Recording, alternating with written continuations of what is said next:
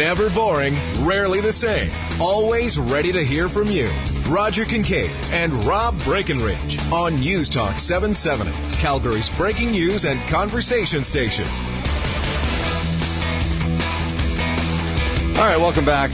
Kingcade and Breakenridge Show. I'm Roger Kingcade. That's Rob Breakenridge. A couple of guys who think you should be able to go about your life, just not, imposing your will on me, and I'm not going to impose it on you. Sorry, Robert. You know what? I take it back. I didn't mean to speak for you. Yeah, jeez. I think there are a lot of Canadians who would consider themselves that kind of, and we tend to call it a conservative, but maybe it's not necessarily that, but just, to be left alone. There was one think tank in Canada that had the mantra of more freedom, less government. And I think a lot of people sympathize with that kind of an approach. Mm-hmm. Now, do any of the parties represent that? I'm of the position, I think a lot of Canadians in the same position. I don't believe that the Conservatives deserve to be reelected, but I also don't think Stephen Harper deserves to lose to Trudeau or Mulcair, right? So I'm left with not knowing where to park my vote, and maybe this is an option for a lot of Canadians. We mentioned this earlier. John Robson, writing in the National Post recently, a well-known Conservative columnist, saying, I can't bring myself to vote Conservative this time around. The Libertarian Party is getting my vote. And then you might think to yourself, I'm sorry, there's this other option, the Libertarian Party, and what are they all about, and why would you not go to the Liberal Party? That seems like the logical progression. If you can't vote for the Conservatives, then you just take a step towards the center, or further to the left, I guess, and vote for the Liberal Party. But no, there is a party that occupies that gap that I think you're talking about, Rob Breakenridge, and it's the Libertarian Party of Canada, the leader of which is Tim Moen, who joins us in the studio now. Welcome to the program, sir. Well, thank you. There's absolutely an option here, guys. Well, tell us what that option is then. Well, the option is that you don't have to sacrifice principles. You don't have to waste your vote, like John Robson said. You don't have to feel guilty going to the polls and say, look, as much as I sympathize for people who have jackboots kicking in their doors and getting arrested for growing a plant, I am more concerned about my economic freedom, so I have to throw a vote the Conservative way. And if you're more concerned about the jackboots and less concerned about the economic freedom, well, then you don't have to throw a vote the Liberal or NDP way. There's a principal choice. There's the Libertarian Party. We say, all your freedoms all the time, less government involvement in all aspects of your life. It's funny because you had an interesting slogan a while ago that got a lot of attention. I think it went something like, you want gay married couples to be able to defend their marijuana plants with guns. Did I get it right? That absolutely. Yeah, and I mean that is it's an artifact of political theater. It got a lot of attention. It got me on Fox News and CNN, and This Hour's 22 Minutes made a lot of fun of it. But the idea behind it is that, look, government shouldn't be interfering in our lives, and it's not that I support any of those activities per se, but I definitely don't support the government interfering in peaceful activities between consenting adults. Mm-hmm. So the thing that bewilders me is that, you're in the studio right now, and I don't think you fielded 338 candidates in this election. No. How many do you have? We're on track for about 150 right now. Okay. Well, okay. So it's a banner year for us. This is the biggest year the party's had. So, but why does your message not have the traction that I feel it deserves? That is a great question. I think that typically the party has been it hasn't been very visible in the mainstream media. People typically line up along partisan lines, conservative, liberal. That's how they identify themselves. So I think that's part of the reason. We have been seen, I think, in the past as kind of a fringe party because, if you'd have looked at our policies maybe a few years ago, you'd have gotten the impression that we're going to form government, fire everyone, rip up all the rules, and, maybe demolish Parliament on the way out just to make sure no one else can get in there. But that's not what we're after. We're after just moving the ball down the field a little bit. We want to get Canadians as much freedom as we can in a term of government. And so that's the pragmatic policy we've adopted now rather than simply putting out a series of syllogisms or principles.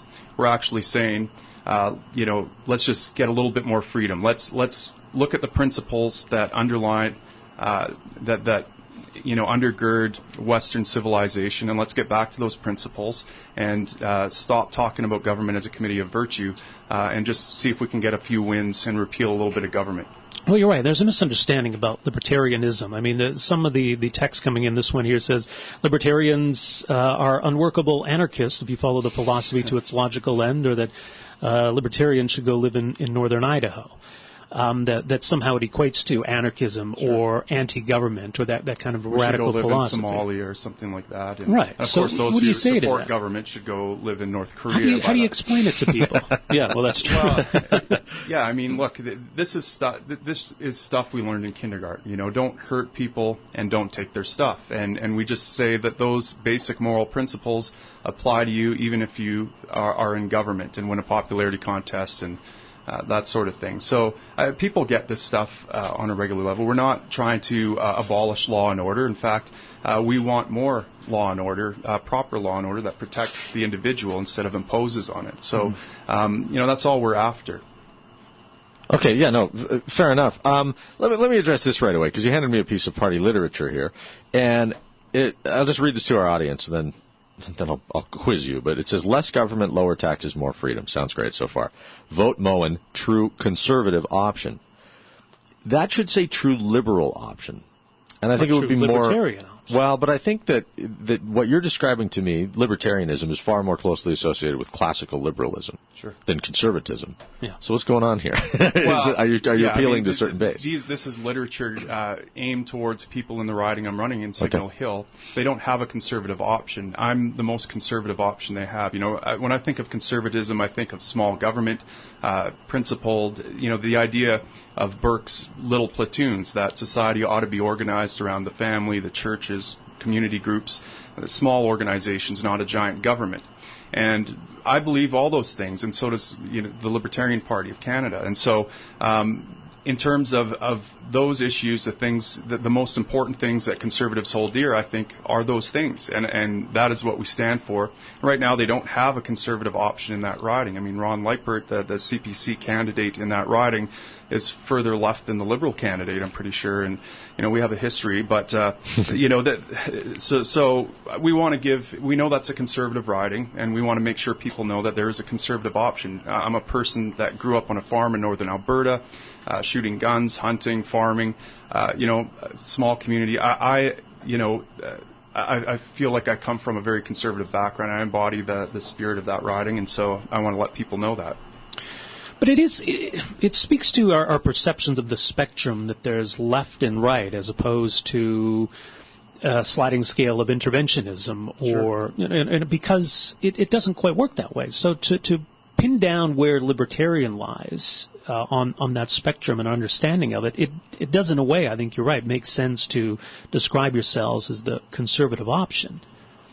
But it sort of reinforces that kind of thinking, though, doesn't it, at the same time?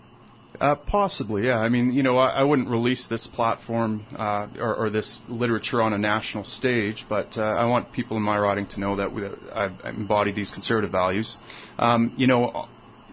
You could make the argument that in a lot of aspects we are certainly better liberals. I mean, that word has been muddied and come to so it's conservative, though. Sure, these terms are kind of fluid, and it gets hijacked by cultural warriors that want to impose an agenda. But I guess classical liberal would probably best describe our party for sure.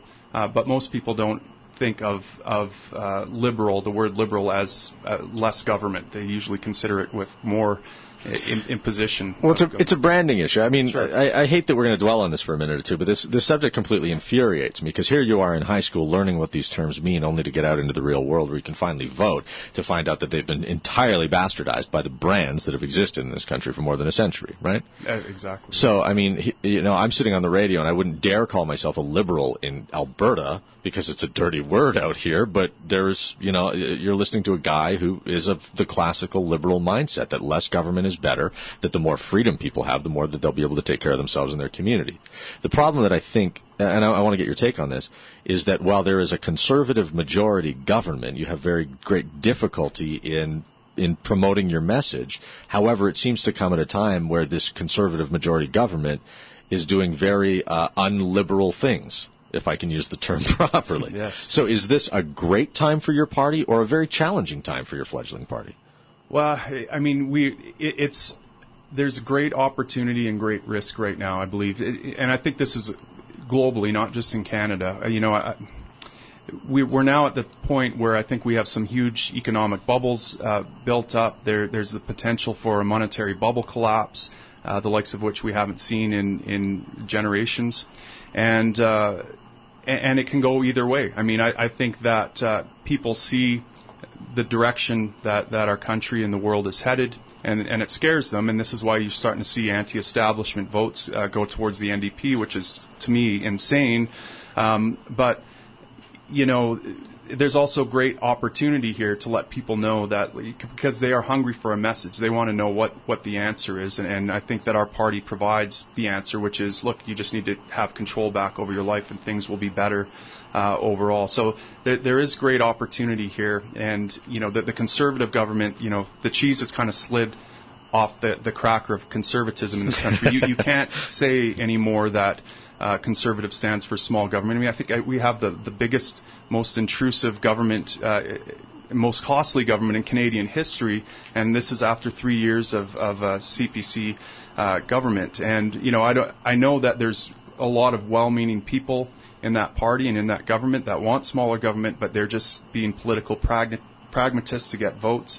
And this is why I think politics, as usual, is overall a futile endeavor, because you have to win the popularity contest, and to do that you have to reflect back to people what they already believe, and what they already believe is that government's a committee of virtue and there to solve all their problems and quell their anxieties about the environment and about terrorists and about you name the hobgoblin.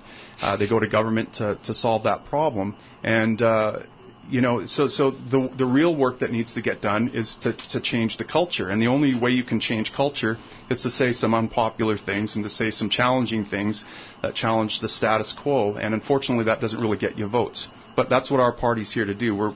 I'm more interested in changing culture, so we get the kind of government emerge that I would prefer to see than I am in forming government. If the Libertarian Party of Canada were to form government tomorrow, sure, it would be better than the NDP, it would be better than the Conservative. But, I would be unrealistic to believe that I could pull some legislative levers and suddenly Canada would be free. I mean, that just wouldn't happen. There would be an uprising of unions and special interest groups and you name it, who aren't getting their free stuff anymore, that would rapidly tear that down. So culture has to change, I think. Well, in terms of getting back to the point, though, of how people view libertarianism in the first place, because I think if you ask people, are you a libertarian, you're going to get a different answer than, say, a simple question of, are you socially liberal and fiscally conservative? Because that might make you a good fit for a libertarian party, but people associate libertarianism with Ron Paul or monetary cranks or, these purists who say you're not a true libertarian unless you check off everything on the list. So how do you explain what it is and how people can be comfortable with it? I mean, that's a difficult question. I mean, the stump speech is really just, don't hurt people and don't take their stuff, even if you call yourself government. And, it depends on the crowd that you're talking to. I mean, if you're talking about, the war on drugs, for example, well, the left-wing kind of brain sees everything in terms of marginalization of the oppressed versus the oppressors. Mm-hmm. The right-wing brain tends to look at things in terms of civility versus barbarism. We libertarians tend to look at everything in terms of freedom versus authoritarianism. And so it depends on the crowd you're addressing, I think, to hit that, to answer your question. So if I'm talking to a conservative audience, I talk about law and order. We want less drug addiction. We want less criminality. So we need to repeal prohibition because we know it leads to more criminality and more drug addiction. If I'm talking to libertarians, I say, who has the right to tell you what you can or cannot put into your own body? And that appeals to them. So it really depends on the audience, I think, that you're addressing. It's a real challenge, though. You're right. We're going to take a quick pause here, Tim. So we'll stick around and continue this conversation when we come back. Tim Moen is our guest, the leader of the Libertarian Party of Canada. This is Kingcade and Breakenridge on News Talk 770.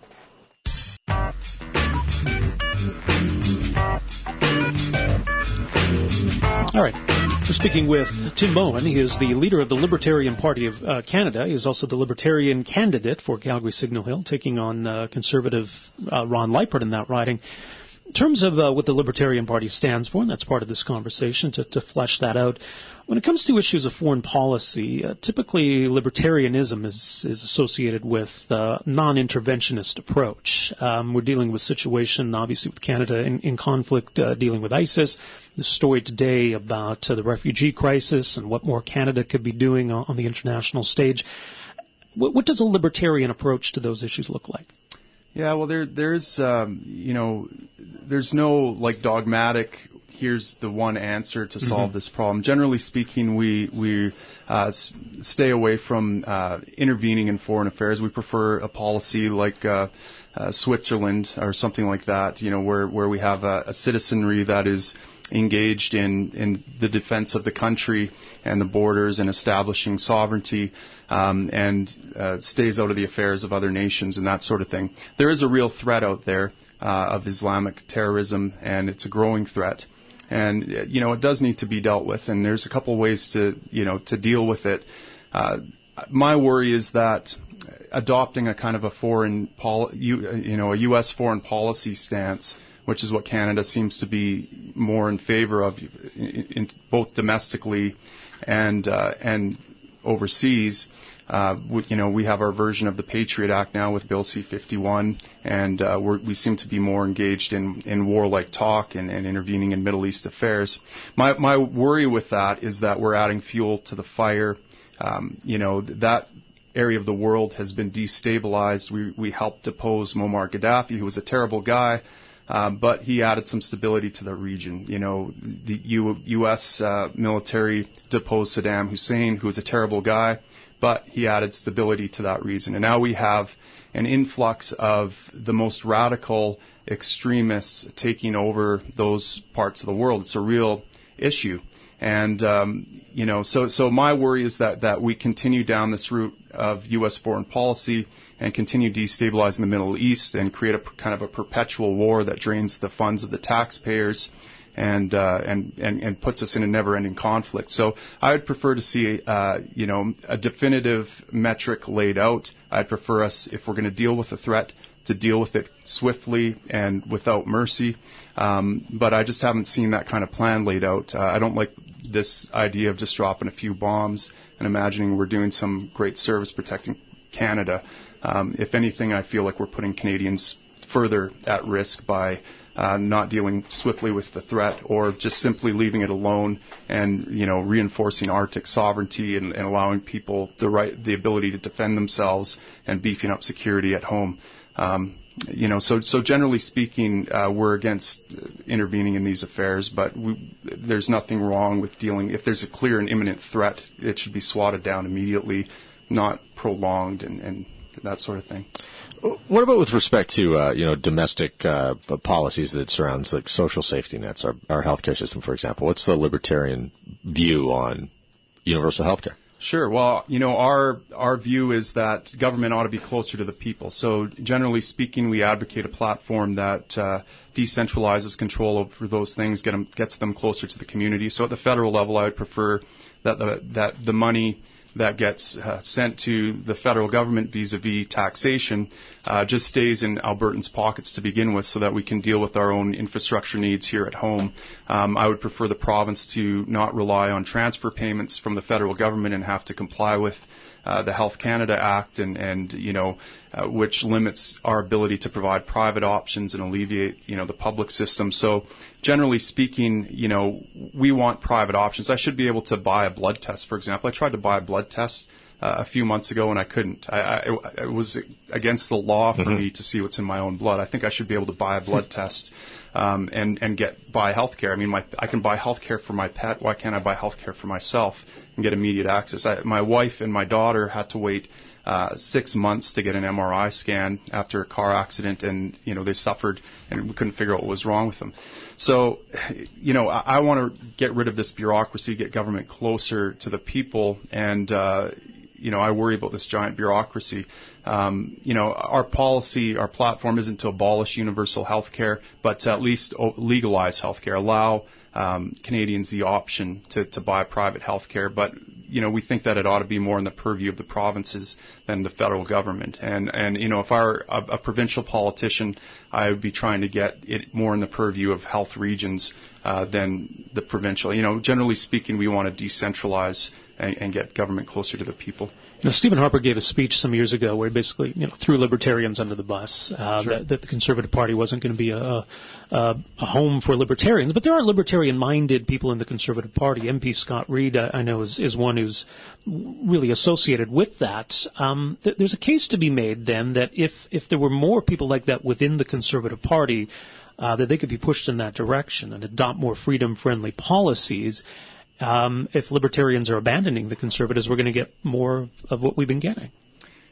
Well, first of all, you're right. Stephen Harper drove a lot of Libertarians out, made them unwelcome in the party. But there's still a fair number in the party. We hear from CPC insiders all the time that they love what we're doing because it forces the CPC to adopt, some of our talking points and consider getting back to a principled stance. But this is the problem that has happened. Principles have been abandoned, and the CPC has moved further and further to the left, and they've conceded so much ground to the idea that big government ought to interfere in everything from the economy to trade, to health, to you name it, to what you put into your own body, that they don't have a leg to stand on anymore. And so we need someone to start talking about principles, and or we're going to lose. That the government's going to continue to grow. So.